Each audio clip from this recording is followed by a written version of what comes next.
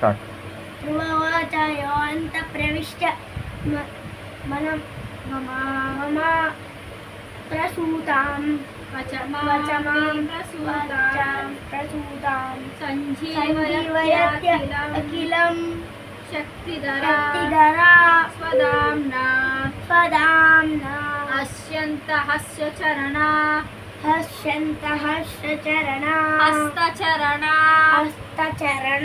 श्रवणा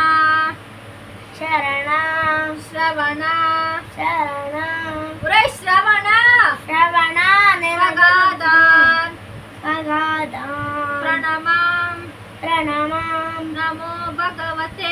नमो भगवते पुरुषाय तुभ्यं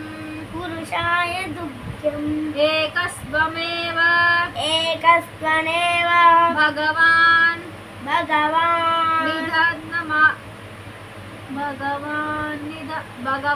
निध ममात्मसत्त्वा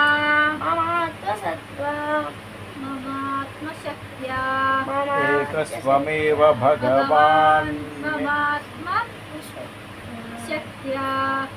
मायाख्य